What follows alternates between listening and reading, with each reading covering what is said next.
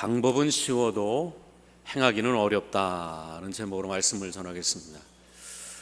얼마 전에 문재인 대통령이 미국을 방문하시면서 장진호 전투 기념비 앞에서 헌화하시고는 만약에 장진호 전투가 없었다면 흥남 철수도 없었을 것이고, 흥남 철수회가 없어서 우리 부모님이 북한에서 남한으로 내려오지 못했다면 지금 내가 이 자리에 있을 수 없을 것이다 라는 그런 말을 한 적이 있습니다. 6.25 전쟁이 일어나서 남한이 우리 낙동강까지 밀려서 거의 절체절명에 있을 때 인천 상륙작전이 하나님의 은혜 가운데 기적처럼 성공하게 되고, 우리 미군과 한국군이 압록강까지 올라가서 통일이 되는 줄 알았죠. 근데 느닷없이 중공군이 개입을 하면서 중국은 우리 역사에 결정적일 때마다 참여를 해서 참 어려움을 주는 나라 아닙니까? 그래서 거기에 전투를 해서 거기서 또 밀리기 시작합니다. 6.25 전쟁 중에 제일 아주 극심한 전투 중에 하나가 장진호 전투입니다. 장진 호수에서 벌어진 전투에 중공군이 12만 명이 밤에 꽹과리를 치고 밀려 내려왔고, 미군은 15,000명, 거의 9배 정도, 그 수중 열세에 그 장진호 부근의 겨울의 영하가 30도 이하로 내려갔다고 그래요. 그러니까 참호를 팔 수도 없고, 중공군은 낮에는 이 폭격기 때문에 가만히 있다 밤에만 꽹과리 치고 밀려 내려왔기 때문에 미군들과 한국군은 피곤해 지쳤고, 참호는 얼어서 팔 수가 없고, 보급품은 저 골짜기에 내덩그러져서 끌고 올 수가 없고, 너무 추워서 총치는 얼어붙어 오줌으로 녹이면서 쏴야 됐고, 너무 추워서 입이 덜덜덜 떨려서 손이 덜덜 떨려서 음식을 먹을 수가 없었고, 피가 나는 순간 피가 얼어붙어서 동사에 걸려 다리를 톱으로 잘라내야만 했고, 그리고 흥남으로 철수할 때 너무 추워서 손의 감각이 다 마비가 돼갖고 바지를 내릴 수도 없어서 걸어가면서 또 배설했다는 기사가 있습니다. 미군의 화력이 아무리 강력하다 할지라도 15,000명이 12만 명을 대항할 수가 없어서 결국 철수했던 일이 이 장진호 전투입니다. 그때만 해도 이 전쟁의 승패는 병사의 수였죠. 인해전술이라고 병사의 수 10배가 넘으니까 압도적인 화력을 가지고도 후퇴만 해야만 했던 것입니다. 이 당시에 이 전쟁의 승패에 있어서 이 수가 이만큼 중요한데, 하물며 고대 전쟁에 있어서 이 병사의 수, 싸움의 수는 결정적인 요소가 될 것입니다. 무려 700배나 차이가 나는 이 적 앞에서 싸움을 한다는 것은 몸에 휘발유를 뿌리고 적군 앞에 불 속에 들어가는 것 같은 무모한 일을 오늘 하나님께서는 기도원과 그의 300용사를 통해서 하라라고 얘기하시는 것입니다. 오늘 본문은 좀 뒤까지 읽어봐야 되겠지만, 오늘 말씀 보면 미디안이 쳐들어왔을 때 하나님께서는 기드온을 사사로 삼아서 이스라엘의 왕으로 삼아서 기드온과 싸우라, 미디안과 싸우라 라고 하셨습니다. 미디안은 무려 20만 명이 얼마나 많은지 성경은 그 뒤에 표현해 보면 푸른 초장에 메뚜기 떼어갖고 해변의 모래와 같다라고 할 정도로 정말 압도적인 수를 가지고 밀고 내려왔습니다. 그때 이스라엘 백성들한테 좀 모여서 싸우자라고 했는데 모인 병사가 32,000명밖에 안 돼요. 32,000명 대 20만 명, 6.25배더라고요. 6.25배예요. 그러면 더 모아야 되는 거 아닙니까? 하나님 이걸로 부족합니다. 더 추가 모집하겠습니다 하고 더 주님 우리 함께 하실 것이니까 모여라 해야 될 텐데, 하나님께서는 오히려 정반대 얘기를 하십니다. 32,000명이 많대요. 20만 명 아주 어마어마한 수 앞에서 야, 지금 32,000명 이거 많다, 돌려보내. 그래서 이 미디안이, 이 기드온이 하는 말씀을 순종해서 전쟁에 무서워하는 사람 돌아가세요 라고 했더니, 여러분 전쟁에 무서워하지 않는 사람이 누가 있겠습니까? 다 돌아갔어요. 22,000명이 돌아가니까 10,000명만 남았습니다. 그런데 하나님께서는 이 10,000명도 많다라는 거예요. 그리고는 야, 저들을 시냇가에 데리고 와서 시냇가에서 물을 어떻게 먹는지 그 모양을 보고는 너와 함께 싸움에 나갈 자인지 집으로 돌아갈 사람인지를 내가 너한테 가르쳐 주겠다, 그렇게 얘기하십니다. 그래서 이 10,000명을 데리고 시냇가에서 물을 먹는 모습을 보면서 집으로 돌아가야 될 사람들은 누구냐면은 무릎 꿇고 개처럼 바로 혀를 입에 대고 이 시냇물에 대고는 개처럼 핥아먹는 사람들은 다 집으로 돌려보내라는 거예요. 그리고 손으로 움켜서 물을 자기 입에 가져다 대는, 어떻게 보면 좀 고생하게 물을 먹는 사람은 300명이니까 그 사람들은 너와 함께 싸울 것이고, 개처럼 무릎을 꿇고는 혀로 물을 핥아먹는 사람들은 다 집으로 돌려보내라 라는 것입니다. 참, 그래, 이 참 안타까운 일 아닙니까? 300명만 남은 거예요. 물론 왜 하나님께서 손바닥으로 물을 핥아서 물을 움켜서 입으로 가져다 대는 사람을 기도원과 함께 전쟁터에 싸우라라고 했는지는 모르겠어요. 여러분, 성경에 나오지 않는 걸 알 필요도 없고, 성경에 나오지 않는 건 굳이 말할 필요도 없는데, 유대 랍비들은 이걸 이렇게 얘기하더라고요. 무릎을 꿇고는 물을 마시는 사람들은 이미 우상에게 절해본 경험이 있는 사람들이다 라고 얘기를 하더라고요.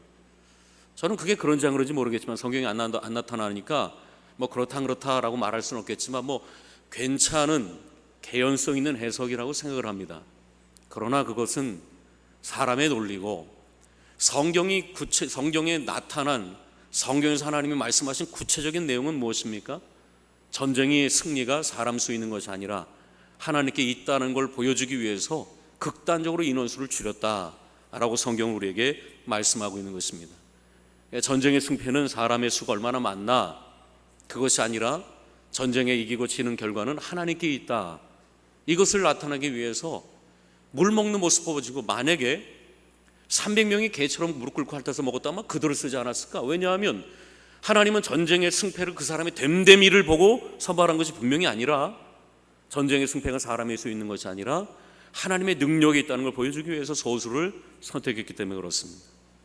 이러면서 오늘 기드온과 300용사는 하나님께서 그들을 택하시고 미디안 20만 명의 군사와 싸우게 하는 일에 내보내시면서, 전쟁이 이기고 지는 것이 사람 수에 있냐?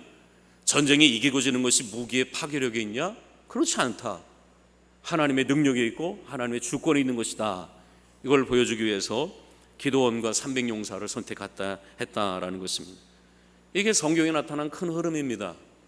성경의 창세기부터 요한계시록까지의 큰 흐름은, 인생의 성공과 실패, 전쟁의 성공과 실패는 사람의 수나 사람이 탁월한 지략이 있는 것이 아니라 하나님의 능력 안에 있다는 걸 믿는 여러분들 수 있기를 축복합니다.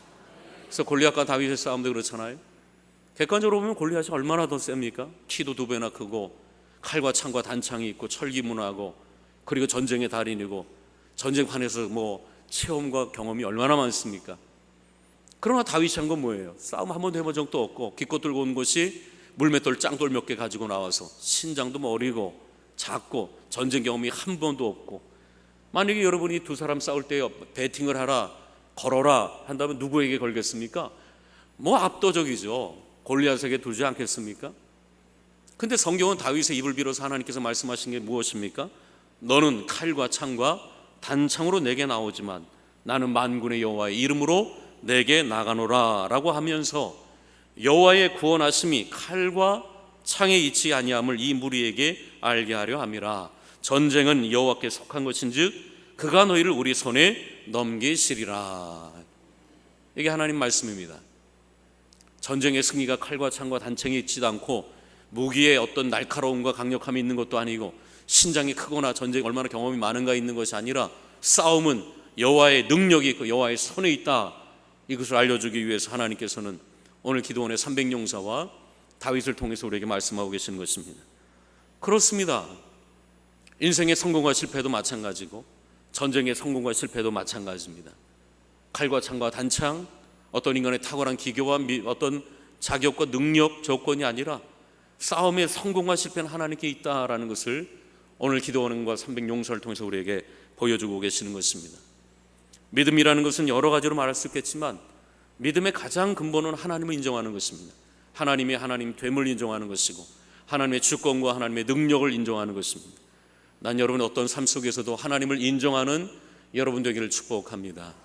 보통 사람들은 언제나 상황과 환경을 더 하나님보다 크게 봅니다. 그게 보통 사람입니다. 믿음이 적은 사람은 언제나 하나님보다 세상을, 하나님보다 환경과 상황을 언제나 더 크게 봐요. 그리고 거기에 압도당하고 거기에 설득을 당합니다. 그래서 늘 하는 말이, 가데스 바네아를 정탐하고 온 10명의 사람들처럼 언제나 상황에 압도돼 갖고 징징거리고 염려와 근심과 두려움이 많고 우리는 메뚜기 같다, 돌아가자, 우리는 안 돼, 우리 실력으로는 안 돼, 저들은 너무 강해, 우리는 초라해, 늘 염려와 근심으로 하는 이유는 세상과 상황에 압도됐기 때문에 그렇습니다. 그러나 믿음이라는 것은 세상이 무려 크고 세상이 너무나 아주 커 보이고 골리앗처럼 커 보이고 미디안의 20만 명처럼 아주 압도적으로 커 보이지만 그럼에도 불구하고 그런 상황과 수에 설득당하지 않고 하나님의 능력에, 하나님의 말씀에 설득당하는 사람을 가리켜 성령은 믿음의 사람이다라는 것입니다. 인생에 있어서 제일 중요한 것 중에 하나는 저는 누구에게 설득당하느냐라고 생각합니다. 당신은 누구에게 설득당하는가? 나는 누구에게 설득당하는가? 여러분은 누구에게 설득당하며 살고 있습니까? 사람은 누구의 뭔가에게는 설득당해서 살아요. 논리와 이성의 지력에 설득당하는 사람은 그 지적으로 나가는 사람이죠. 언제나 이성의 설득을 당해요. 이성적으로 설득이 안 되면 안 해요.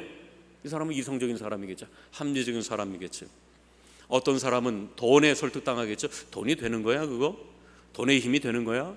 이 돈에 설득당한 사람이겠죠. 어떤 재력과 힘에 설득당하는 사람은 세상의 논리는 힘이 아무리 말해도 힘이 있지, 힘이 있어야지 하고 힘에 설득당하는 사람이 있겠죠. 그러나 믿음의 사람은 하나님의 말씀에 설득당하는 사람을 가리켜 믿음의 사람이다라고 얘기하고 계십니다. 여러분은 지금 뭐에 설득당하며 살고 있죠? 이 자리에 나온 여러분 뭐에 지금 설득당하면서 인생을 지금 리드하고 살고 있습니까? 난 여러분이 날마다 말씀에 설득당하는 여러분이 될 수 있기를 축복합니다. 아브라함이 믿음의 사람이 된 이유는 간단해요. 말씀에 설득당해서 그래요. 아브라함의 상황과 환경은 자식을 낳기에는 절망적인 상황이잖아요. 99세 아브라함이, 아내는 경도가 끊어지고 몸이 죽은 것 같아. 성경은 보면 아브라함과 사레가 몸이 죽은 것 같다라고 해요. 죽은 다음에 어떻게 고목나무에 꽃이 피겠습니까? 어떻게 99세의 아브라함과 이 죽은 것 같은 사라의 몸에서 어떻게 아들을 생산할 수 있겠습니까? 그런데 하나님께서 아브라함에게 얘기하시죠. 야 아브라함아, 하늘의 별을 봐라, 저 해변의 모래를 봐라, 너의 후손이 이와 같으리라. 그 말씀 앞에 설득당한 거예요. 그 자기 자신과 환경을 보면 정말 아들 낳기는 정말 꿈에도 생각을 못했겠지요.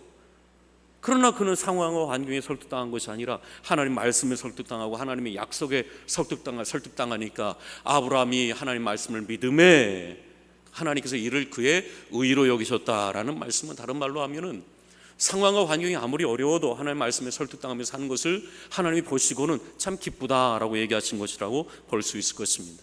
바로 믿음의 사람은 말씀에 설득당하여 말씀을 쫓는 사람이기 때문에 그렇습니다. 믿음은 들음에서 납니다. 저는 여러분에게 확실하게 말합니다. 믿음은 들음에서 납니다. 믿음은 들음에서 나고 들음은 하나님의 그리스도의 말씀으로 말미암느니라 라고 얘기합니다. 간혹 어떤 사람들은 어떤 영적인 체험이나 어떤 영적인 감동이나 어떤 신비한 체험을 붙드는 사람들이 있습니다. 물론 신앙생활을 했을 때 이런 것은 대단히 우리의 신앙을 촉발시키고 촉진시키는 그런 별미와 같은 역할이 분명히 있다고 생각합니다. 그러나 신앙생활을 할 때에 어떤 영적인 감동이나 감흥이나 어떤 그런 것을 추구하게 되면 그 사람의 믿음은 결코 자라지 않을 것입니다. 그들의 믿음은 결코 성숙하지 않을 것입니다. 곧 시들해지게 될 것입니다. 믿음은 그런 것들로 생기는 것도 아니고 믿음으로는 그런 것들로 유지되지 않기 때문에 그렇습니다. 부활하신 우리 예수님께서 부활의 몸을 제자들한테 야 내 몸을 만져봐라 라고 얘기하시면 좋겠지만 엠마오 제자들에게 끊임없이 말씀을 얘기하신 이유가 뭡니까? 믿음은 들음으로 나타나기 때문에 그렇습니다. 믿음은 들을 때 나타나게 되는 것입니다. 세계적인 부흥사 D.L. 무디 목사님이 성령 충만을 너무 뜨겁게 받는 것입니다. 얼마나 성령 충만을 뜨겁게 받았던지 어느 날은 하나님 다 죽습니다, 너무 뜨거워서 죽겠습니다, 그만이요 그만이라고 말할 정도로 성령의 충만함의 역사가 얼마나 뜨거운지 몰라요.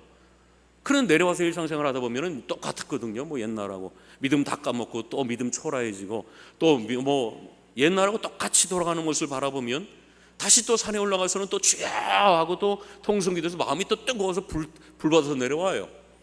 근데 또 내려와서 일상생활 하다 보면 또 똑같아지거든요. 이게 왜 이런가? 뜨거워지고 이거 또 다시 옛날처럼 돌아갈 건데 성령 충만이 무의미해 보이기까지 하는 것입니다. 그러자 그는 로마서 10장에 있는 믿음은 들음에서 나고 들음은 그리스도의 말씀으로 말미암는다 라는 말씀을 듣고 그 다음부터는 기도와 동시에 말씀을 읽을 때에 이 믿음이 유지되고 견고해지게 되는구나, 그걸 깨닫게 되고는 그 말씀을 집중했다고 하는 거 아니겠습니까? 저도 여러분에게 동일한 말씀을 드려요. 그 사람이 말씀과 예배와 이런 걸 가장 기본적으로 기초적인 걸 내려놓고는 신비한 것, 뜨거운 것, 이상한 것, 황홀한 것만 쫓아다닌다면 그 사람의 믿음과 시들해지지 않으면 더 뜨거운 걸 쫓아다, 영적인 어떤 큰 뜨거움을 쫓아다니다가 그 영혼은 망하게 될 것입니다. 그럼 난 여러분의 믿음이 어떤 것에 설득당하는 것이 아니라 오직 말씀에 설득당하는 여러분이 될 수 있기를 축복합니다. 믿음은 들음에서 나는 거예요.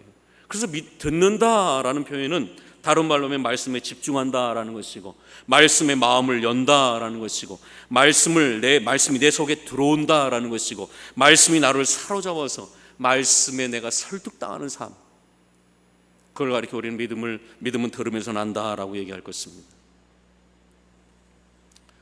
북이스라엘의 아합 왕하고 남유다의 여호사밧 왕이 아람 군대와 싸울 때였습니다. 싸우기 전에 하나님의 선지자들을 모아요. 400명이 모입니다. 이 전쟁에서 우리가 얘기했는가? 라고 물어봤더니 400명의 선지자들이 이길 수 있습니다 라고 얘기하는데 뭔가 이상해요. 그래서 남유다 왕 여호사밧이 이 사람 말고 다른 선지자 없습니까? 한 명 있다는 거예요. 한 명 데리고 와라. 그래서 미가야에게 물어봐요. 미가야에게 물어보니까 오히려 정반대 얘기를 합니다. 전쟁에서 이길 수 없습니다. 오히려 정반대 얘기를 합니다. 여러분, 누구의 말을 들어야 될까요? 400명의 선지자는 전쟁에 이길 수 있다고 그래요. 근데 미가야라는 한 사람은 이 전쟁에 질 거라고 얘기합니다. 누구의 말을 들어야 될까요? 여러분은 지금 어떻게 삶이죠? 다수교를 따라가나요? 여러분, 그 속에 하나님 말씀이 없고 하나님 말씀에 설득당하지 않고 하나님의 영의 감동이 없는 그 사람이 400명, 4,000명, 40만 명, 400만 명, 4천만 명, 민심이 천심이다. 정말 민심이 천심일까요? 기도 하나도 안 하고 그 속에 말씀도 없고 말씀에 설득도 안 당하고 자기 논리로 하는 4천만 명의 말씀을 들어야 될까요? 아니면 기도와 말씀으로 그 속에 하나님의 뜻 있는 사람의 말을 들어야 될까요? 난 여러분이 오직 하나님 말씀이 들어가 있는, 하나님 말씀 있는 그곳을 찾아 나갈 수 있는 여러분 될 수 있기를 축복합니다. 하나님 그들을 통해 역사하는 것입니다.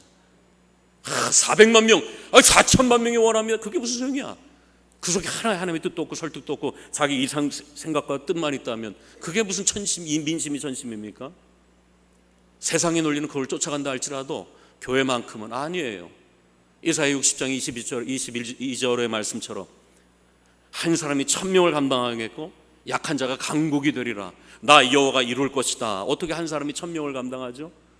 어떻게 약한 자가 강국이 되죠? 하나님 말씀에 설득당해서 하나님의 인도함 받는 사람, 그 사람이 한 사람이 1000명을 감당하게 되고 약한 자가 강국이 되는 역사가 일어나게 되는 것입니다. 우리나라도 마찬가지예요. 똑똑한 자들이 이끌어가는 거 아닙니다. 아주 탁월한 어떤 PhD 박사들이 이끌어가는 게 아니에요.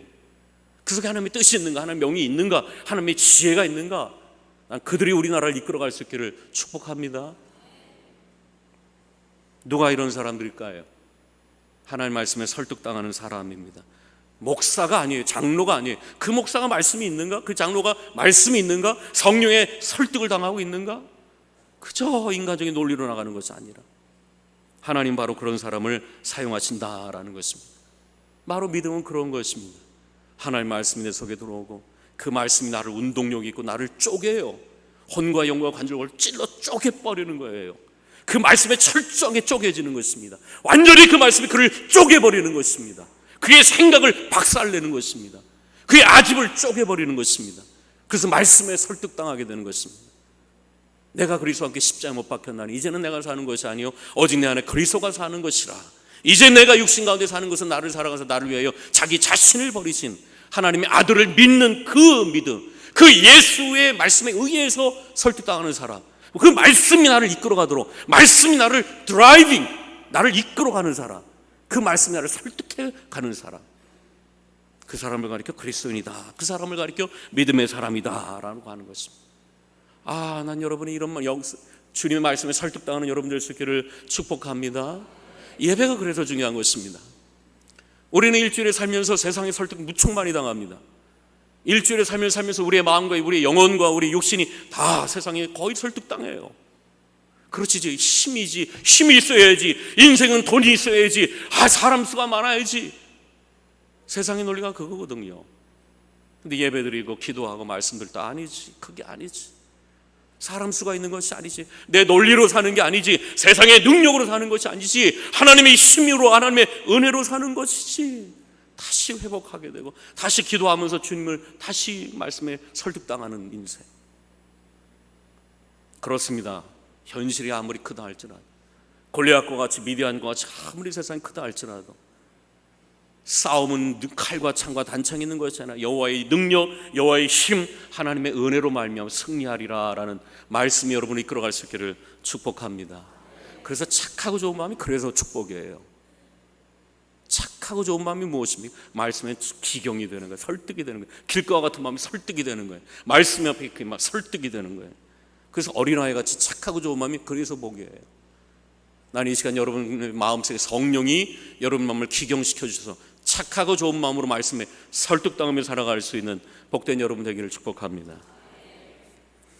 오늘 기도원과 300용사에게 하나님께서 부르시고 그들에게 주신 하나님의 비법은 너무나 간단한 거예요.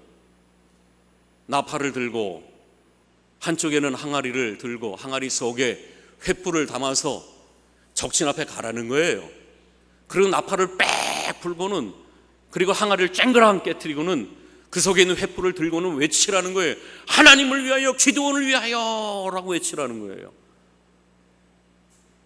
아니, 미디안 백성이 20만 명 앞에서 3만 2천 명이 몰려왔을 때 두려워하는 자는 보내라고 하고, 그리고는 물 먹는 모습 가지고 300명 기껏 모아서 하나님께서 시킨 방법은 너무나 쉬운 방법이에요. 야, 가서 나팔을 불어라. 곡조, 노래, 곡을 연주하라는 게 아니고 그냥 삑 소리만 내는 거야, 호루라기 불듯이. 그리고 그냥 항아리를 와장창 깨뜨리고는 그 앞에 있는 횃불을 들고는 하나님을 위하여, 기도원을 위하여 외치라는 거예요. 이건 뭐 두 사지만 있고 뭐 멀쩡한 사람이면 뭐 초등학교 나도 누구도 할 수 있는 너무나 간단한 방법 아닙니까? 이거를 들었을 때 좀 한비자의 책을 읽고 좀 어떤 뭐랄까 선자병법을 읽은 전략과 전술에 대해서 조금 아는 사람이라면 하나님의 이 얘기를 들었을 때 얼마나 웃겼을까. 이게 뭐야? 마치 3만 2천 명 모였을 때 하나님이 돌려보내라 라고 했을 때 하나님 도대체 왜 그러십니까? 라고 하고 싶은 마음이 있었던 것처럼 기껏 300명을 모아서는 하나님께서 어떤 특별한 어떤 이적과 기적을 하실 줄 알았더니 나팔이나 하나 들고 항아리나 하나 들고 그 속에 횃불을 들고 가서 아주 지극히 원초적이고 유치한, 어떻게 반발하고 싶게 만드는, 거절하고 싶게 만드는, 거역하고 싶게 만들기에 충분한 내용을 얘기하시는 것이에요. 나팔을 들고 와서 불어, 항아리를 깨뜨리고 횃불을 들면서 하나님을 위하여, 기도를 위하여 외치라는 거예요. 방법은 너무나 쉬워요. 그러나 아멘 하고 따르기는 정말 유치하기가 짝이 없는 방법 아닙니까? 항아리를 누가 못 깨트려요? 뭐 트럼펫 그냥 부는 거 왜 못 불어요? 불기만 하면 되는 건데 횃불을 들고 외치라, 얼마나 쉽습니까?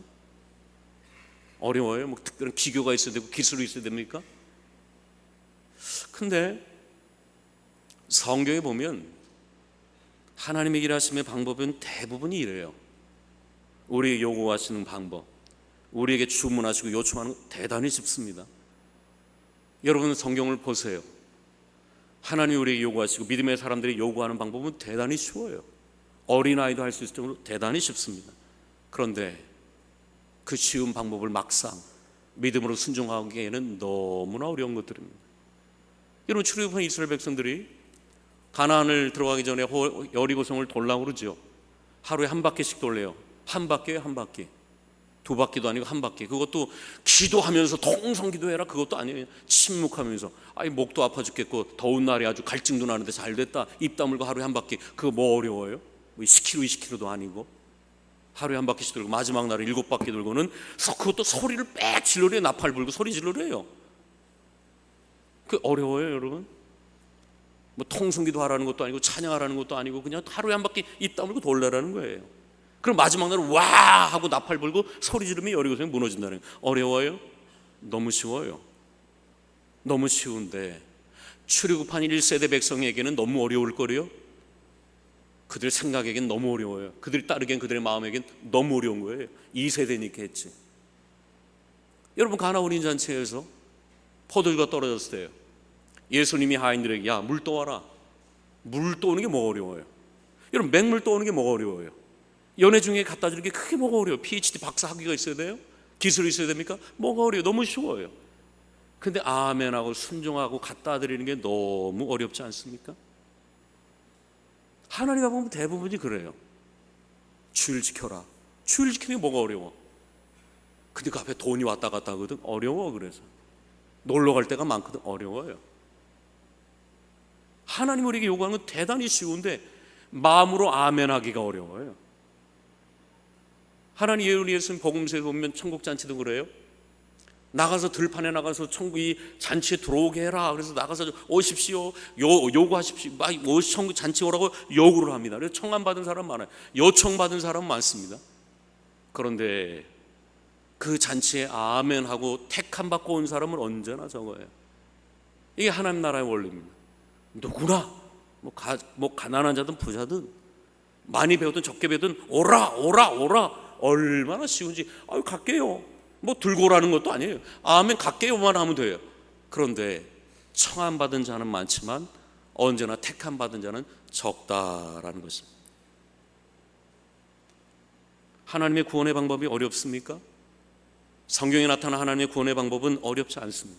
만약에 지적으로 우수한 사람들, 어떤 재력 있는 사람들, 어떤 의지력 있는 사람들, 어떤 도덕적인 우월감 있는 사람들만 하나님이 구원시킬 것이다. 절망입니다. 인간은 그렇게 탁월하지가 않습니다. 가끔가다 어떤 사람들이 입으로 얘기하는 걸 들어보면 대단히 탁월한 것 같아요. 얼마나 탁월한지, 얼마나 위대해 보이는지 몰라요. 근데 요즘 청문회 보세요. 다 똑같아. 야인으로 있을 때 얼마나 멋진 말들을 많이 쏟아내는지 그 말 들어보면 대단한 것 같아. 근데 딱 까보고 뒷조사해 보니까 똑같아요.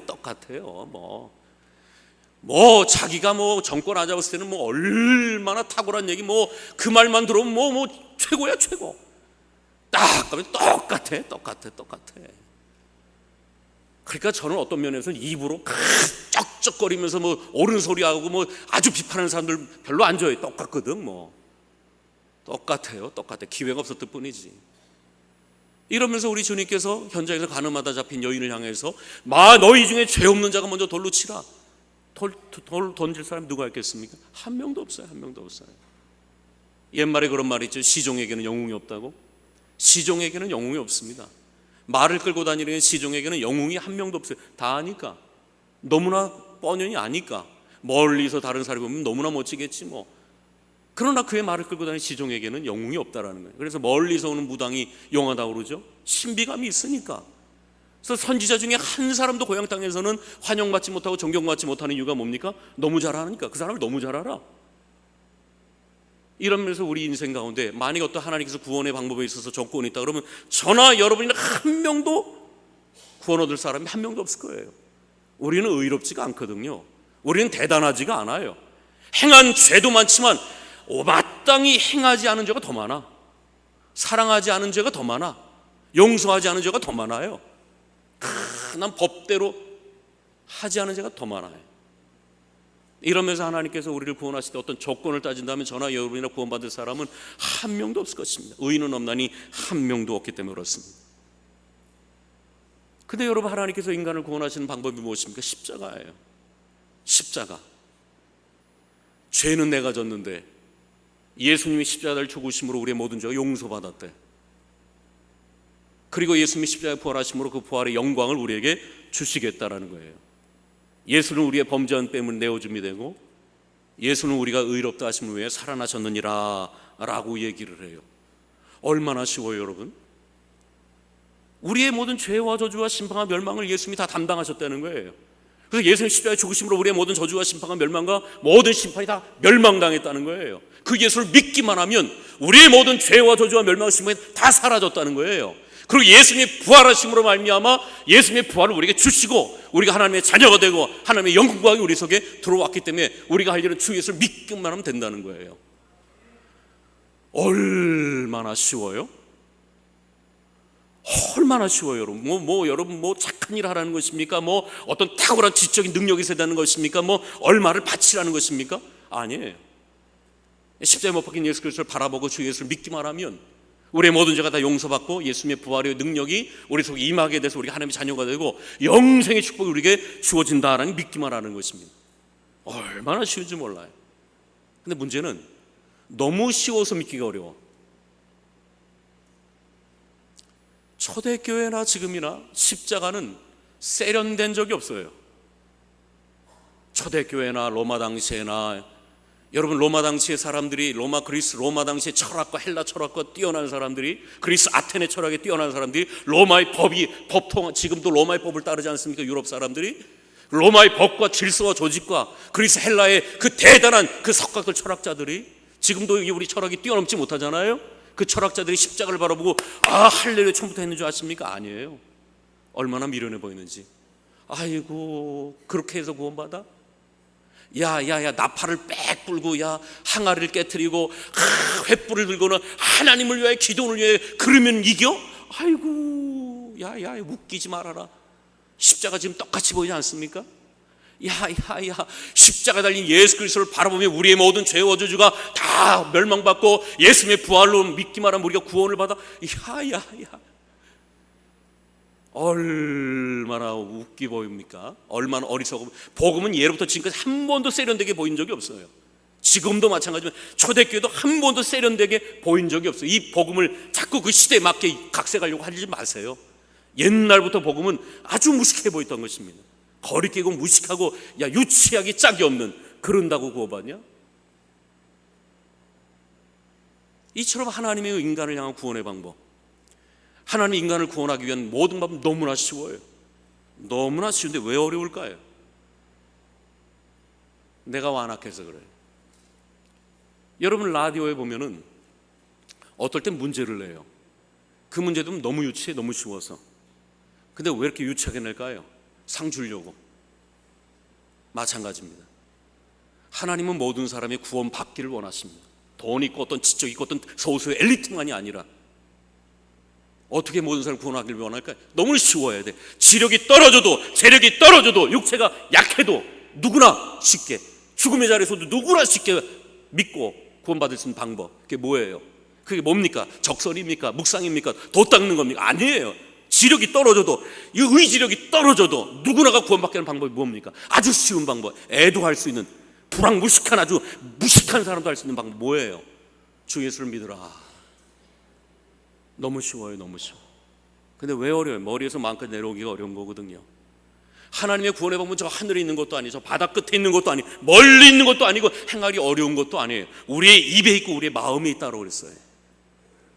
신명기 보면은, 신명기 30장에 보면, 내가 오늘 내게 명령한 이 명령은 너에게 어려운 것도 아니요 먼 것도 아니라 하늘에 있는 것이 아니니 내가 이르기를 누가 우리를 위해 하늘에 올라가 그의 명령을 우리에게 가지고 와서 우리에게 들려 행하게 하려 할 것이 아니요 이것이 바다 밖에 있는 것이 아니니 너가 이르기를 누가 우리를 위해 바다 건너가서 그의 명령을 우리에게 가지고 와서 우리에게 들려 행하게 하려 할 것도 아니라 오직 이 말씀이 너에게 매우 가까워서 너의 입에 있으며 내 마음에 있은즉 내가 이를 행할 수 있느니라 라는 것입니다.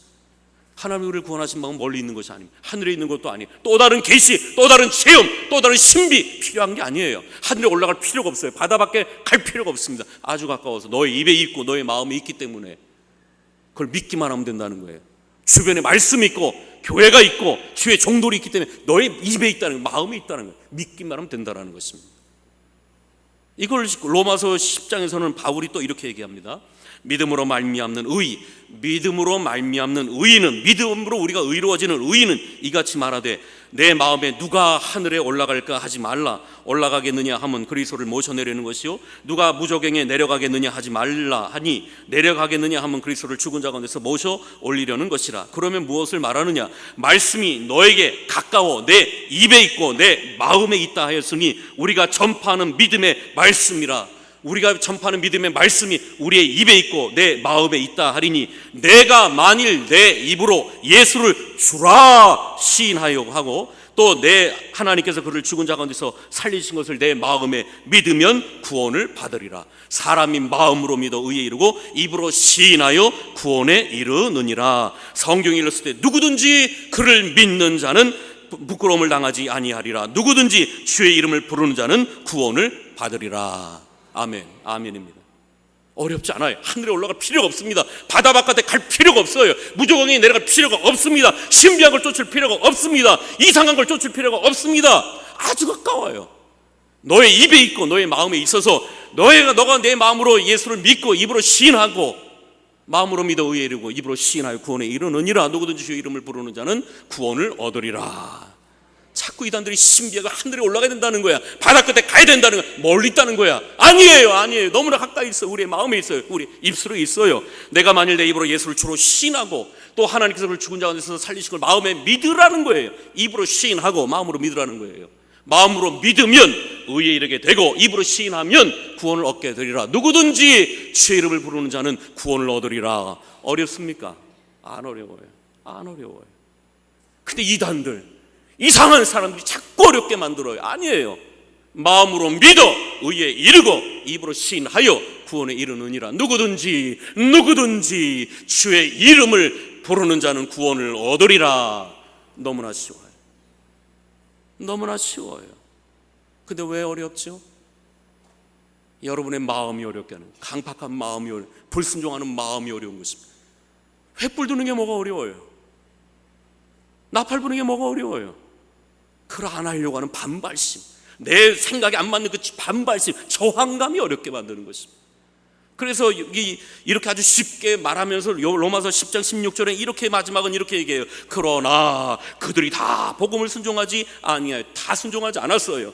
이사야가 이르되 주여 우리가 전한 것을 누가 믿었나이까 하였으니 그러므로 믿음은 들음에서 나고 들음은 그리스도의 말씀으로 말미암았느니라 하는 것입니다. 왜 어렵습니까? 여러분의 마음이 어렵게 만드는 것입니다. 여러분의 완악한 마음이 어렵게 만드는 것입니다. 반발하고 싶어하는 여러분의 마음이 어렵게 만드는 것입니다. 어떻게 쉬운 방법을 어떻게 쉽게 할까요? 마음을 여십시오. 설득당하십시오. 어린아이처럼 설득을 당하세요. 말씀이 선포될 때에 여러분의 입에 가깝습니다. 여러분의 마음이 가까워요. 이 시간이 여러분의 입에 전해주는 말씀 아닙니까? 하나님의 말씀이 성령을 통해 여러분의 입에 마음에 가깝지 않습니까? 말씀이 들릴 때마다 아멘 설득당하고 마음을 내려놓고 염려하지 말라 아멘 염려 안 하겠습니다. 기도하라 아멘 기도하겠습니다. 그 말씀 따라 살아간다면 오늘 주님의 쉬운 방법은 여러분에게 삶에 큰 능력으로 임할 줄 믿습니다. 그런 은혜가 있기를 축복합니다. 기도합시다. 하나님 우리를 구원하시고 인도하시고 이끄시는 방법은 너무 쉽습니다. 근데 안 합니다. 염려하지 말고 기도해라. 근데 염려하는데 기도는 안 합니다. 너의 근심 걱정을 맡겨라. 맡기지 않습니다. 십자가를 바라보고 주를 믿으라. 너무 쉬운 방법들이지만 내가 너무 커서 그걸 너무 어렵게 만듭니다. 이 시간 말씀에다 설득당하여 말씀대로 순종하며 따라갈 수 있는 믿음의 성도들 되게 도와 주옵소서. 이 모든 말씀 예수님의 이름으로 기도하옵나이다. 아멘. 주의 뜻대로 살겠네. 우리 찬양합시다.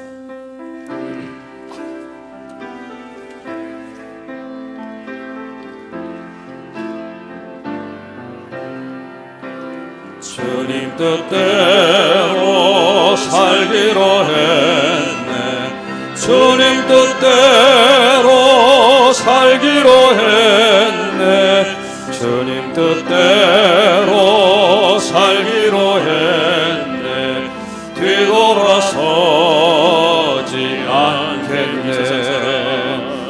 이 세상 사람 날 몰라줘도 이 세상 사람 날 몰라줘도 이 세상 사람 날 몰라줘도 뒤돌아서지 않겠네. 우리 이 시간 기도합시다. 주님이 우리에게 말씀하신 건 어려운 게 없어요. 기도하십시오. 말씀을 보십시오. 주님을 의지하십시오. 어려운 거 없습니다. 어렵게 만드는 건 여러분 자신입니다. 순종하며 나가겠습니다. 말씀에 설득당하며 나가겠습니다. 그러면 여러분의 인생에 하나님의 역사가 나타날 것입니다. 우리 그걸 기도하시고 두 번째로는 리모델링을 위해서 기도합시다. 주여 한번 부르고 통성으로 기도합니다. 주여 사랑의 아버지 하나님 감사합니다. 오늘도 주의 전에 우리를 부어 모아주시고 주님 뜻대로 살기로 했네. 하나님께 주님께서 우리에게 말씀하시는 뜻대로 어려울 수 살기로 없습니다. 정말 어떨 땐 유치하기가 짝이 없습니다. 그러나 우리가 그것을 믿음으로 순종하며 행한다는 것이 얼마나 어려운지, 내 완악한 마음, 각한 마음, 거만한 마음, 객과 같은 마음, 이 화인 맞은 마음이 날 몰라줘. 이걸 어렵게 하는 건 내 자신입니다. 염려는 하는데 기도하지는 않습니다. 삶의 짐은 많은데 맡기지는 않습니다. 기도할 위해 여러 가지 삶을 내가 짊어지려고 나가고 하다 보면 삶의 여러 가지 문제 어려움이 있다는 것입니다. 오늘도 우리 주님께서 기도가 십자가 우리에게 말씀해 주시는 것은 세상 등지고 십자가 너희 보내 기교로 살 것이냐 하나님의 은혜로 살 것이냐 우리에게 말씀하시면서 너는 누구의 의해서 살 것인가 라고 우리에게 말씀하고 계십니다. 오늘 이 자리에 나온 모든 이들이 예수 그리스도를 통하여 우리에게 주시는 하나님의 은혜의 말씀과 그 하나님의 진리를 우리가 아멘하며 순종하며 나가서 간단한 구원의 방법, 예수를 마음으로 살기로 신하고 입으로 시인하는 자는 누구든지 예수 이름을 부르는 자마다 구원을 얻게 된다고 하는 놀라운 역사를 우리가 아멘으로 받아들여 세상의 선함으로 하나님의 사람들, 하나님의 백성들, 구원받는 자들을 우리의 모든 통하여 많은 이들이 예수를 믿고 돌아올 수 있는 구원의 역사가 임할 수 있도록 날 몰라줘. 우리의 마음을 열게 하시고 착한 마음 가지고 주의 말씀을 순종함으로 말미암아 날마다 우리의 인생 가운데 하나님의 역사가 나타날 수 있도록 주님 은혜 내려주시기를 원합니다. 리모델링 공사가 진행되고 있습니다. 우리 주님 은혜 내려주시고 함께 해주셔서 이 리모델링 공사가 물질로 인해서 어려움당하지 않도록 도와주시고 우리 주님 돌봐주시어서 온 성도들이 기도하며 자원하는 심령을 통하여 저들에게 헌신함으로 통하여 이 모든 리모델링 공사가 주님 아름답게 이루어지게 하시고 이 일을 통하여 우리의 믿음의 자녀들이 교육의 환경이 좋아지게 하시고 믿음의 다음 세대가 일어나게 하시며 이 일을 통하여 그대교회의 놀라운 구원의 역사와 또 이 부흥의 촉매자가 될 수 있는 기회가 될 수 있도록 우리 주님 축복하시고 은혜 내려 주시옵소서.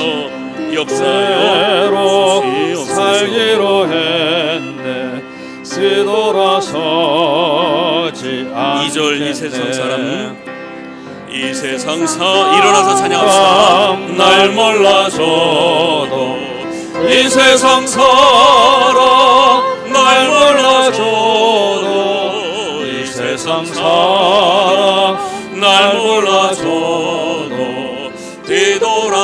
뒤돌아서지 않겠네 세상 등지고 십자가 보내 세상 등지고 십자가 보내 세상 등지고 십자가 보내 뒤돌아서지 않겠네. 이제는 우리 주 예수 그리스도의 은혜와 하나님 아버지의 크신 사랑과 성령의 감화감동 역사 교통하심이 모든 인간을 구원하시기 위한 하나님의 그 구원의 방법을 아멘 마음으로 받아들여 구원의 역사를 삶 속에 누리며 증거하며 살길 원하는 모든 성도들 머리 위에 이제부터 영원토록 함께 하시길 간절히 축원하옵나이다. 아멘.